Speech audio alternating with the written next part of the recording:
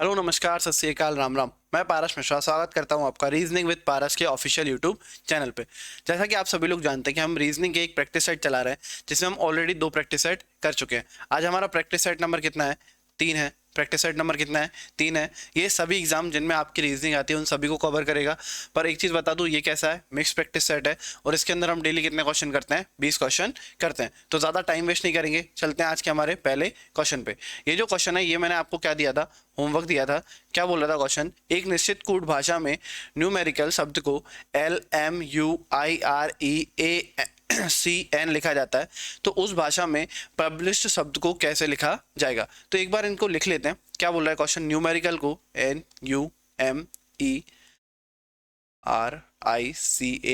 को क्या लिखते हैं आप लोग? LMUIREACN लिखते हैं। तो आपको बताना है पब्लिश को क्या लिखा जाएगा, यही बताना था आपको। देखिए, अगर आप थोड़ा सा ऑब्जर्व करें तो मैंने आपको कल भी एक हिंट दिया था कि ये कॉपी पेस्ट है। कॉपी पेस्ट भी नहीं, पोजीशन है कि उसी वर्ड के लेटर्स को आगे पीछे करके लिख दिया गया। तो आप सिर्फ इतना ऑब्जर्व करो। देखो ये क्या क्या ये क्या लिखा है? एल। एल कहाँ था? आखिरी में। यानी कोड में आखिरी का लेटर कहाँ आएगा? स्टार्टिंग में आएगा। यानी स्टार्ट किससे होगा? डी से। किससे होगा? डी से। फिर कौन लिखा है? एम। एम कहाँ था? थर्ड नंबर पे। तो यहाँ से थर्ड नंबर पे कौन है? बी। तो इसी से आपके 2 ऑप्शन एलिमिनेट हो गए। फिर देखिए, यहाँ भी डी है, यहाँ भी बी है, यहाँ भी बी है, यहाँ भी बी है। यहाँ फिर कौन है? यू। फिर कौन है? एस। यानी यहाँ तक तो सेम है, तो यहाँ तक चेक करना ही क्यों है? फिर अगला लेटर चेक करो, यहाँ एल आ रहा है, यहाँ कौन आ रहा है? आई। ये कितने नंबर पे है? 5वें नंबर पे। कितने नंबर पे? 5वें नंबर पे। तो यहाँ से 5वें नंबर पे कौन आ रहा था? आर, जो कि लास्ट से कितने नंबर पे था? 5वें नंबर पर था। तो यहाँ भी लास्ट से 5वें नंबर पे कौन है? आई है। तो एस के बाद कौन आएगा? आई आएगा, जो कि ऑप्शन नंबर बी में गिवन है। और यही आपका क्या हो जाएगा? आंसर हो जाएगा। चलते हैं हमारे नेक्स्ट क्वेश्चन पे। नेक्स्ट क्वेश्चन बोल रहा है, एनालॉजी का सवाल है, दिए गए विकल्पों में से संबंधित शब्द का चयन करें। जैसे कि जीवाश्म विज्ञान जीवाश्म से संबंधित है, तो आपको बताना है फ्रेनोलॉजी किससे संबंधित होने वाली है। तो आप सभी जानते हो किससे संबंधित होती है? स्कल से। यानी यही आपका आंसर हो जाएगा। चलते हैं हमारे क्वेश्चन नंबर सेकंड पे। क्वेश्चन नंबर सेकंड कह रहा है, संख्या 526317 में प्रत्येक विषम अंक को अगले उच्च अंक से प्रतिस्थापित किया जाता है और प्रत्येक सम अंक को पिछले निचले अंक से प्रतिस्थापित किया जाता है और प्राप्त अंकों को आरोही क्रम में पुनर्व्यवस्थित किया जाता है। तो पुनर्व्यवस्था के बाद निम्नलिखित में से कौन सा अंक बाएं छोर से तीसरा अंक होगा? एक बार अंक लिख लेते हैं। क्या दिया है आपको? 526317 बोला जितने विषम अंक हैं उनको एक प्लस करना है। उनको क्या करना है? प्लस। तो विषम अंकों में क्या कर दीजिए आप? +1 कर दीजिए। और जितने भी सम अंक हैं उनमें क्या करना है आपको? -1। तो 2 में से 1 कम करेंगे, 6 में से 1 कम करेंगे और 8 में से 1 कम करेंगे। जब आप कम करेंगे तो 5 और 1 कितना हो जाएगा? 6। 2 में से 1 जाएंगे 1, 6 में से 1 जाएंगे 5, 3 और 1 4, 1 और 1 2, 8 में से 1 जाएगा 7 और 7 में से 1 सेकंड, कुछ गड़बड़ हुई। ये 7 प्लस होगा ना, 7 और 1 कितने हो जाएंगे? 8 हो जाएंगे। तो जब आप इनको आरोही क्रम यानी बढ़ते क्रम में जमाएंगे तो पहला अक्षर कौन आएगा? 1, सॉरी पहला अंक कौन आएगा? 1, फिर आएगा 2, फिर 4, 5, 6, 7 और 8। बोल रहा है बाएं छोर से तीसरा कौन होगा? आप जानते हैं कि जो सवाल का बायां होता है वही किसका बायां होता है? अपना। तो ये आपका बायां हैंड है यानी लेफ्ट हैंड है, तो लेफ्ट से थर्ड 1 2 3 कौन हो जाएगा? 4 आपका परफेक्ट आंसर हो जाएगा, जो कि ऑप्शन नंबर बी में गिवन है। चलते हैं हमारे क्वेश्चन नंबर थर्ड की तरफ। एनालॉजी का एक और क्वेश्चन है, कह रहा है दिए गए विकल्पों में से संबंधित अक्षर संख्या का चयन करें। आपने देखा D4H C3F G7 9 और क्वेश्चन मार्क। आपने देखा D से C हो रहा है यानी -1 हो रहा है, तो आपने G से भी -1 कर दिया, क्या आ जाएगा? F आ जाएगा। 4 से 1 कम हुआ 3, आपने 7 से 1 कम कर दिया 6, फिर 8 से 6 यानी 2 कम हुए और N से 2 कम करेंगे तो 12 आता है, यानी कौन आता? L। और आपको ऐसा कोई भी ऑप्शन नहीं दिख रहा है। आंसर ये भी हो सकता है पर ऑप्शन में नहीं है, तो आपको कुछ और सोचना पड़ेगा। आप जानते हैं कि डी कितने पे होता है? 4 पे। डी कितने पे होता है? 4 पर होता है। जानते हैं आप सभी लोग? पोजीशन याद है कि नहीं? तो डी कितने पे होता है? 4 पे। सी कितने पे होता है? 3 पे। जी कितने पे होता है? 7 पे। और यहाँ भी सबकी पोजीशन ही लिखी हुई है। अगर आप आगे चेक करें तो अगर मैं 4 का डबल कर दूँ तो कितना हो जाता है? 8। और 8 पे कौन होता है? एच। क्या बोला मैंने? आपको दिया था D4H। डी की पोजीशन कितनी होती है? 4, जो उसके बगल में लिखी है। और अगर इसी 4 का डबल कर दूं तो कितना आता? 8। और 8 पे कौन होता है? एच। सेम C3F में सी कितने पे होता है? 3 पे, और अगर मैं 3 का डबल कर दूं तो कितना आ जाता f। तो यहाँ g कितने पे 7 पे, 60 का डबल कितना 14। तो ये सेम लॉजिक आप देख लीजिए किसमें आ रहा है। f 6 पे होता है पर 6 का डबल 12 होता है, b 2 पे होता है पर 2 का डबल 4 होता है, i 9 पे होता है और i का डबल कितना होता है 18 होता है। क्या आंसर हो जाएगा आपका i 9 r। i कितने पे 9 पे और 9 का डबल कितना होता है r होता है। चलते हैं हमारे क्वेश्चन नंबर 4 पे। Question number 4 odd one out का एक क्वेश्चन है। निम्नलिखित प्रश्नों में दिए गए विकल्पों में से विषम अक्षर या शब्द चुनिए। यानी आपको बताना है कि इन 4 ऑप्शनों में कौन ऑड वन आउट होने वाला है। तो पहला ऑप्शन है ऑप्शन ए मैरीगोल्ड यानी गेंदे का फूल, ऑप्शन बी है ट्यूलिप, ऑप्शन सी है लोटस यानी कमल, और ऑप्शन डी है रोज यानी कि गुलाब। अब आप लोग जानते होंगे कि गेंदे का फूल होता है, कमल का फूल होता है, गुलाब का फूल होता है, पर ट्यूलिप को कहीं ना कहीं एक उसकी तरह यानी प्लांट की तरह भी ट्रीट करा जाता है।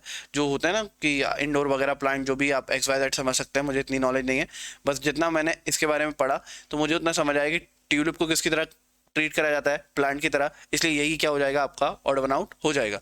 अगला क्वेश्चन देखते हैं, इसी में ऑड वन आउट बताना है। क्या दिया है पहले RKD, एक बार पोजिशन लिख लेते हैं। R होता है 18 पे, K 11 पे, D कितने पे होता है 4 पे, U होता है 21 पे, N होता है 14 पे, G होता है 7 पे, M 13 पे, T 20 पे, F कितने पे होता है 6 पे। यहाँ पे देखेंगे तो S 19, L 12 और E कितने पे होता है 5 पर होता है। तो 18 से 11 हुए कितने कम हो गए 7, 21 से 14 कितने कम हो गए 7, पर 13 से 20 कितने जोड़ दिए गए 7 जोड़ दिए गए, और 19 से 12 भी कितने कम हो रहा है 7 कम हो रहा है। बाकी 3 में -7 हो रहा है, सिर्फ एक ही में +7 हो रहा है, तो यही आपका क्या हो जाएगा आंसर हो जाएगा। चलते हैं हमारे क्वेश्चन नंबर 6 की तरफ। क्वेश्चन नंबर 7 कह रहा है, सॉरी 6 कह रहा है, एक निश्चित कोड भाषा में डेमोक्रेसी को YCARCOMED लिखा जाता है, तो आपको बताना है प्रेसिडेंट को क्या लिखा जाएगा। ये तो बहुत ही आसान क्वेश्चन हो गया। देखिए ये डेमोक्रेसी लिखा है, तो ये उल्टे में भी तो क्या लिखा है डेमोक्रेसी लिखा है, यानी आपको प्रेसिडेंट को कैसे लिखना है उल्टे लिखना है। तो क्या आएगा TNE, यानी ऑप्शन नंबर सी आपका परफेक्ट आंसर हो जाएगा। आपको आंसर टिक करना है, हर चीज लिखकर हर चीज कंफर्म नहीं करनी होती, जितनी जल्दी आंसर टिक हो सके उतनी जल्दी करिए और आगे बढ़िए। चलते हैं हमारे क्वेश्चन नंबर 7 की तरफ। क्वेश्चन नंबर 7 कह रहा है, यदि किसी निश्चित एक बार और पढ़ते हैं, यदि किसी निश्चित कूट भाषा में गोल को GOAL गोल को 5139 लिखा जाता है, लेम को LAME को 9327 लिखा जाता है, तो आपको बताना है मोल को क्या लिखा जाएगा। देखिए थोड़ा सा ऑब्जर्व करिए, देखिए यहाँ M है, यहाँ M को कितना लिखा जा रहा है 2, तो आप भी कितना लिख दो 2। यहाँ क्या है O को कितना लिखा जा रहा है 1, तो आप भी कितना लिख दो 1 लिख दो। L को कितना लिखा जा रहा है 9 लिखा जा रहा है, तो आप भी कितना लिख दो 9। E को कितना लिखा जा रहा है 7, तो आप भी कितना लिख दो 7, यानी 2197 आपका परफेक्ट आंसर है, जो कि ऑप्शन नंबर A में गिवन है। ए को इनको जम्बल कर दिया भैया, ये ध्यान से देखना। ये क्या होता है कभी कभी एग्जाम में ऑप्शन आपको ऊपर बना के दे देता है ABCD और फिर उनको नीचे वो कर देता है, जम्बल कर देता है आगे पीछे, तो ये थोड़ा सा ध्यान में रखना है। चलते हैं हमारे क्वेश्चन नंबर 8 की तरफ। क्वेश्चन नंबर 8 कह रहा है, डाइस का एक क्वेश्चन है, कह रहा है कि रेड कलर के अपोजिट में कौन सी सरफेस आएगी। किसके अपोजिट बताना है आपको, रेड के सरफेस। ऑप्शन ए है येलो, पर येलो तो रेड के बगल में, मतलब ये आंसर नहीं हो सकता। ऑप्शन बी पिंक, पिंक भी रेड के बगल में है, ये भी आंसर नहीं हो सकता। अगला है ऑप्शन सी ग्रीन, ग्रीन भी रेड के बगल में है, ये भी आंसर नहीं हो सकता। तो फिर क्या आंसर हो जाएगा ऑप्शन नंबर डी। आप जानते हैं कि जो अपोजिट सरफेस होती हैं उनकी सरफेस कभी भी आपस में टच नहीं होती। जैसे मान लीजिए ये एक डाइस की सतह है, ये एक डाइस की सतह है, ये दोनों कभी भी आपस में ऐसे ऐसे ऐसे कभी भी टच नहीं होंगी, हमेशा एक दूसरे से दूर रहेंगी। बाकी तीनों ऑप्शन कहीं ना कहीं क्या हो रहे हैं, टच हो रहे हैं, मतलब ये आंसर नहीं हो सकते। तो फिर क्या बचता है, ब्लैक, और यही आपका आंसर हो जाएगा। या आप इसको एक तरीके से और कर सकते हो, आप इसमें कॉमन निकाल सकते हो। क्या निकाल सकते हो, कॉमन। जैसे अगर मैं पहली और सेकंड वाली पोजीशन को देखूं तो देखिए इसमें ब्लू है, इसमें भी ब्लू है, इसमें पिंक है, इसमें भी कौन है, पिंक। तो जो बच गया वो उसका क्या होता है, अपोजिट। यहां से कौन बच गया, रेड, और यहां से कौन बच गया, ब्लैक। यानी रेड का अपोजिट क्या होगा, ब्लैक होगा, और यही हमने टिक भी करा है। चलते हैं हमारे क्वेश्चन नंबर 9 की तरफ। क्वेश्चन नंबर 9 कह रहा है, दिए गए वैकल्पिक शब्दों में से वह शब्द चुनिए जो नीचे दिए गए शब्द के अक्षरों का प्रयोग करके नहीं बनाया जा सकता। यानी आपको बताना है कि मर्चेंडाइज से इनमें से कौन नहीं बनाया जा सकता। तो पहला वर्ड है मैश, MESH, तो M है आपके पास, E है आपके पास, S S S S S S है आपके पास और एच भी है, मतलब मैच तो बन जाएगा। फिर अगला वर्ड है डाइस, तो डाइस का डी है, आई है, सी है, ई है, मतलब डाइस भी बन जाएगा। अगला वर्ड है चार्म, चार्म के लिए सी है, एच है, ए है, आर है, एम भी है, मतलब चार्म भी बन जाएगा। तो फिर बाय डिफॉल्ट क्या आंसर हो जाएगा, ऑप्शन नंबर डी आंसर हो जाएगा चांस। चांस को अगर आप चेक करते हैं तो सी है, एच है, ए है, एन है, पर अगला सी नहीं है। आपको सी कितनी बार चाहिए, 2 बार, और मर्चेंटाइज में सिर्फ कितनी बार दिया गया है, 1 बार। तो ऑप्शन नंबर डी आपका परफेक्ट आंसर हो जाएगा। Question number 10, thick is related to thin in the same way as idle is related to. ये आइडल आपका वाला आइडल नहीं है जिनको आप आइडल मानते हैं ना कि ये हमारे आइडल हैं, ये वो नहीं है, ये IDLE। हो सकता है मैं इसको प्रोनाउंस गलत कर रहा हूँ, पर आप एक बार प्रोनाउंस चेक कर लीजिएगा। तो इसका आपको अपोजिट बताना है। आप जानते हैं थिक का अपोजिट क्या होता है, थिन, तो इसका अपोजिट क्या होगा। इसका मतलब होता है ऐसा कोई इंसान जो आलसी होता है, कामचोर होता है, लेजी होता है, जैसे हिंदी में लिखा है निठल्ला, निठल्ला मतलब जिसको काम धंधा नहीं होता। तो इसका आपको अपोजिट बताना है। तो धार्मिक इसका अपोजिट नहीं होगा, बिजनेस इसका अपोजिट नहीं होगा, एक्टिविटीज का अपोजिट नहीं होगा। तो क्या आंसर हो जाएगा, इंडस्ट्रियस यानी मेहनती इसका आंसर हो जाएगा। आसान सा क्वेश्चन था। क्वेश्चन नंबर 11, क्वेश्चन नंबर 11 कह रहा है आपको कुछ इमेजेस दी हैं, दी गई आकृति को प्रत्येक आकृति का केवल एक बार उपयोग करके 3 वर्गों में समूहित करना है। यानी आपको जो 9 इमेज दिए हैं इनसे आपको 3 ग्रुप बनाने, कितने कितने के, 3 3 के आपको 3 ग्रुप बनाने। कैसे बनाने, कुछ ना कुछ लॉजिक होगा, तो उस लॉजिक को पहचानते हैं। देखिए आपने देखा पहली वाली जो इमेज है इसमें कितने डॉट हैं, 2। पहली वाली इमेज में कितने डॉट हैं, 2 डॉट हैं। तो देखिए 2 डॉट और कहाँ है, देखिए इसमें 1 है, इसमें 1 है, इसमें 3 है, इसमें 1 है, इसमें 3 है, इसमें 3 है, इसमें कितने हैं, 2। यानी 1 का ग्रुप किसके साथ बनेगा, 8 के साथ। 9 में भी कितने हैं, 2। यानी 189 का क्या हो जाएगा, ग्रुप हो जाएगा। तो चेक करिए 189 होना था, 189 होना था, 134 189 होना था। 189 किस में दिया है, ऑप्शन नंबर बी में। सिमिलर आप चेक करते हैं 2 को, 2 में कितना डॉट है, 1 है, 3 में भी कितना डॉट है, 1 है, और 5 में भी कितना डॉट है, 1। यानी अगला ग्रुप किसका बन जाएगा, 2 3 5 का। और जो बच गए उनका ग्रुप बना दीजिए। यहाँ से कौन बच गया, 4, यहाँ से कौन बच गया, 6, और यहाँ से कौन बच गया, 7। तो यानी एक ग्रुप बनेगा आपका 189 का, अगला ग्रुप बनेगा आपका 2 3 5 का, अगला ग्रुप बनेगा आपका 4 6 7 का। चलते हैं हमारे क्वेश्चन नंबर 12 पे। कहाँ गया, खा गया क्या, चलो मजाक कर रहा हूँ ना। क्वेश्चन नंबर 12, क्वेश्चन नंबर 12 कह रहा है निम्नलिखित जानकारी को ध्यानपूर्वक पढ़े और फिर प्रश्नों के उत्तर दे। 7 गायकों का समूह, क्या बोल रहा है, 7 गायकों को एक समूह दर्शकों के सामने मंच पर एक पंक्ति में इस प्रकार खड़ा है। भैया देखो वही सेम बात मैंने बोला था कि हर क्लास में आपका एक क्वेश्चन होमवर्क होगा, तो आज का आपका यही होमवर्क है। ये आपका क्या है, होमवर्क है, जिसको आपको सॉल्व करना है। इसका आंसर आपको कहाँ देना है, कमेंट में देना है। और जो भी जिसका भी आंसर क्या होगा, सही होगा, उसके लिए हम क्या करेंगे, उसको हम अप्रिशिएट करेंगे, उसके लिए हमारी वेल विशेष होंगी। जैसे इससे जो पहला वाला प्रैक्टिस सेट था उसके लिए आकांक्षा शर्मा ने परफेक्ट आंसर करा था, तो उसके लिए हमने टेलीग्राम पे भी डाला था और स्टोरी भी डाली थी कि उसका करेक्ट आंसर था, और उसके लिए हमने वेल विशेष भी करी थी। तो आप अगर आप करते हैं सही आंसर तो आपके लिए भी क्या होगा, सेम प्रोसेस कराया जाएगा। आपको अप्रिशिएट करना, आपको मोटिवेट करना मेरा काम है, बाकी मैं जो बोलता हूँ वो आप करते हैं तो आपको डेफिनेटली रिजल्ट देखने को भी मिलेगा। वही सेम चीज़ है, डिमांड एंड सप्लाई। आप हम दोनों एक दूसरे से प्रपोर्शन है, जितना आप रिस्पॉन्स करेंगे उतना ही मैं आपके लिए बेहतर और बेहतर कंटेंट देता जाऊंगा। बस ज़्यादा बातें नहीं करेंगे, आगे चलते हैं। तो ये तो आपके होमवर्क हो गए, तो चलते हैं हमारे नेक्स्ट क्वेश्चन, क्वेश्चन नंबर 14 पर। क्वेश्चन नंबर 14 कह रहा है कुछ समीकरण एक निश्चित प्रणाली के आधार पर हल किए गए हैं, उसी आधार पर अनसुलझे समीकरण का सही उत्तर ज्ञात कीजिए। यानी आपको बताना, देखिए 4 5 1 से कितना बन गया, 514। एक बार लिख लेते हैं, 4 5 1 से कितना बना दिया उनने, 514 बना दिया। 3 5 6 से कितना बना दिया, 5 6 3 बना दिया। तो आपको बताना है 0 6 8 से क्या बनेगा। बहुत आसान है, देखिए ये 5 है, ये 5 है, ये 1 है, ये 1 है, ये 4 है, ये 4 है। यानी पहले बीच वाला नंबर, फिर लास्ट वाला नंबर, और फिर स्टार्टिंग वाला नंबर। यहाँ देखें तो पहले बीच वाला नंबर, फिर लास्ट वाला, और फिर फर्स्ट वाला।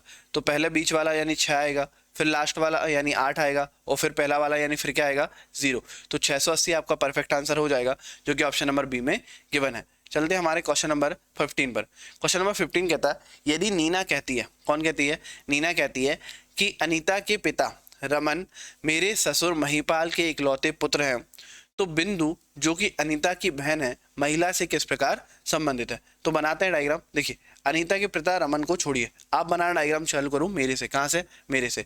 मेरे मतलब कौन है, नीना, आप जानते हैं कैसी है, फीमेल है। मेरे ससुर, ससुर मतलब कौन, पति के पिता, तो नीना के कोई कौन रहे होंगे, पति, इनके कौन है, पिता, जो इनके क्या हो जाएंगे, ससुर, और उनका नाम क्या है, महिपाल, उनका नाम क्या है, महिपाल के इकलौते पुत्र हैं। ये कौन है, उसके इकलौते पुत्र, और ये इकलौते पुत्र कौन थे, अनीता के पिता रमन, अनीता के पिता रमन, यानी ये कौन है, रमन है, जो कि किसके पिता है, अनीता के, और अनीता कौन है, एक फीमेल है। एक बार और देखते हैं, देखो क्या बोला उसने, अनीता के पिता रमन, मेरे, मेरे यानी कौन, नीना, नीना के ससुर, नीना के ससुर कौन होंगे, महिपाल है, नीना के ससुर कौन है, महिपाल, और महिपाल के इकलौते पुत्र है, इकलौते पुत्र कौन है, पिता रमन, तो ये पिता है, और इनकी पुत्री कौन हो जाएगी, फिर अनीता हो जाएगी।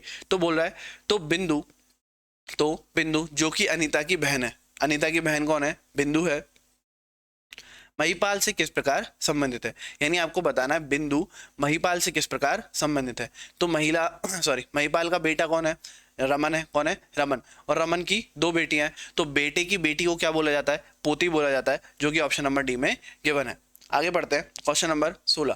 क्वेश्चन नंबर 16 मिसिंग नंबर का एक आसान सा क्वेश्चन है। क्या बोल रहा है, दिए गए उत्तरों में लुप्त संख्या का चयन कीजिए। लुप्त संख्या क्या होती है, जो क्वेश्चन मार्क के प्लेस पर आपको बताना है कि क्या आएगा। तो एक बार आपने देखा कि 36 है, ये 64 है, दोनों को जोड़ दिया कितने बन जाएंगे, 100 बन जाएंगे, पर 6 और 8 जोड़ के भी कितना बनना था, 10 बनना था। मतलब आपने जो लॉजिक लगाया वो तो क्या हो गया, फेल। पर सोचिए, देखिए अगर मैं 12 में 6 का गुणा करूँ, 12 में 6 का गुणा करूं और उसको 2 से भाग लगा दूं, तो 2 3 6 और 12 3 कितने आ जाएंगे, 36 आ जाएंगे। सेम अगर मैं 16 में 8 का गुणा करूं और इसको 2 से भाग लगा दूं, कितना आ जाएगा, 64 आ जाएगा। तो इसको मैं मान लेता हूँ x, तो x से मुझे 10 का गुणा करना है, 2 से भाग लगाना है, जिसकी वैल्यू कितनी आनी चाहिए, 100 आनी चाहिए। 10 से काटेंगे, 10 बार जाएगा, 2 उधर चला जाएगा, कितना आ जाएगा, 20, यानी क्वेश्चन मार्क के प्लेस पर क्या आएगा, 20 आएगा, जो कि ऑप्शन नंबर बी में गिवन है। क्वेश्चन नंबर 17 वेन डायग्राम का बहुत बहुत बहुत आसान क्वेश्चन है, एक बिल्कुल नजर में आंसर कर दोगे।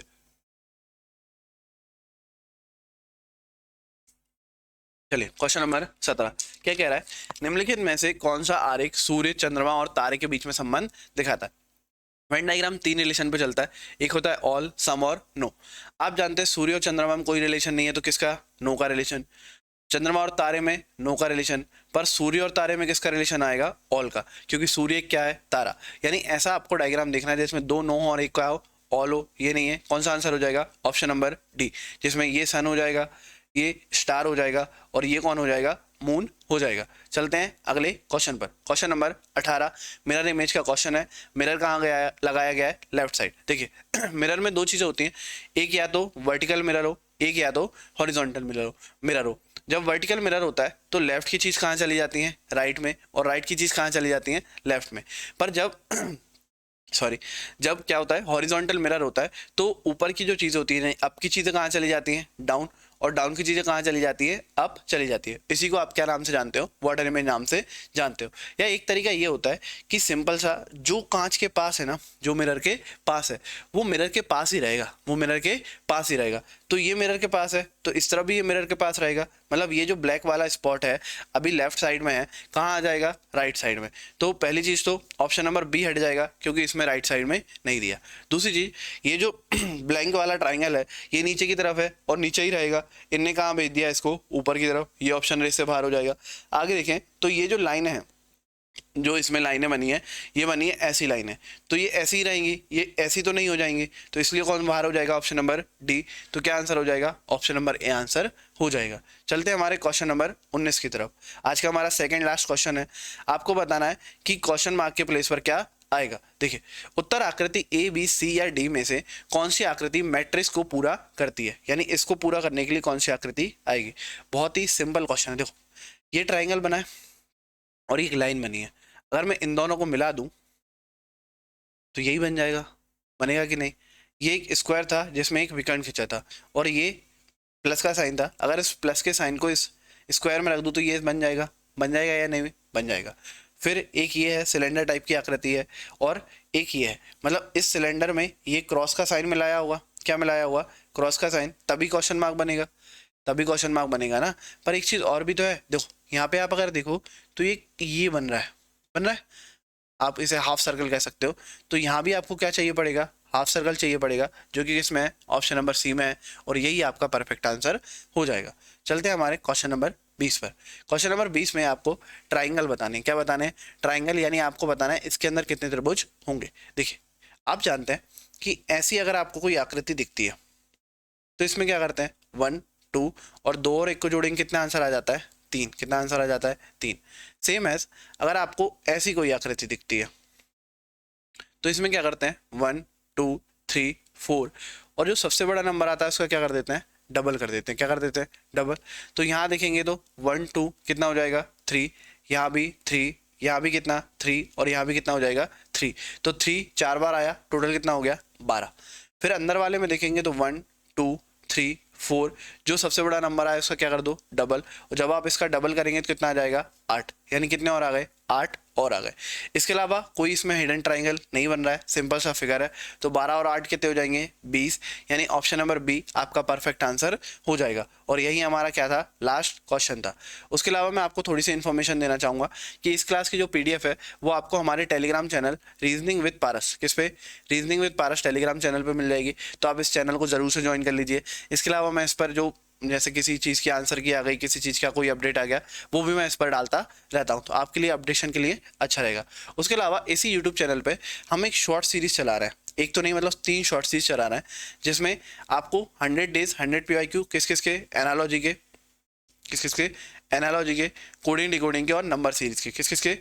एनालॉजी, कोडिंग डिकोडिंग और नंबर सीरीज के 100 डेज 100 PYQs में करा रहा हूँ। सर इन्हीं 3 टॉपिक के क्यों करा रहे हो? क्योंकि ये 3 टॉपिक ऐसे हैं जिनमें वैरायटी बहुत है, यानी लॉजिक्स बहुत सारे हो सकते हैं, बहुत सारी अप्रोच हो सकती है, बहुत सारे अलग अलग टाइप के क्वेश्चन हो सकते हैं। इसलिए मैं इन 3 के बारे में इन 3 टॉपिक पे क्या चला रहा हूँ, 100 डेज 100 PYQ चला रहा हूँ। तो आपको ये क्लास तो करनी है प्रैक्टिस सेट वाली, और रोज अपना लगभग 5 मिनट का समय निकाल कर इन 3 क्वेश्चनों को भी डेली करते जाना है, क्योंकि इनसे आपको कोडिंग डिकोडिंग के अलग अलग पैटर्न देखने को मिलेंगे, आपको नंबर सीरीज में अलग अलग लॉजिक देखने को मिलेंगे, एनालॉजी में किस टाइप के क्वेश्चन आपको पूछे जाते हैं वो आपको देखने को मिलेगा। तो आपको 5 मिनट का समय रोज इनको देना है। बाकी आप जानते ही हैं कि जो हम क्लास ले रहे हैं वो कब होती है, एक होती है मंडे को, एक होती है वेडनेसडे को, एक होती है फ्राइडे को। तो इस हफ्ते की मंडे क्लास हो चुकी है, वेडनेसडे क्लास हो चुकी है, और आप भी जो आप देख रहे हैं ये कौन सी क्लास है? फ्राइडे की। तो नेक्स्ट अब आपकी क्लास कब होगी? मंडे को होगी। तो बाकी मिलते हैं मंडे को। Thank you very much. ख्याल रखिए, ध्यान रखिए, खुश रहिए।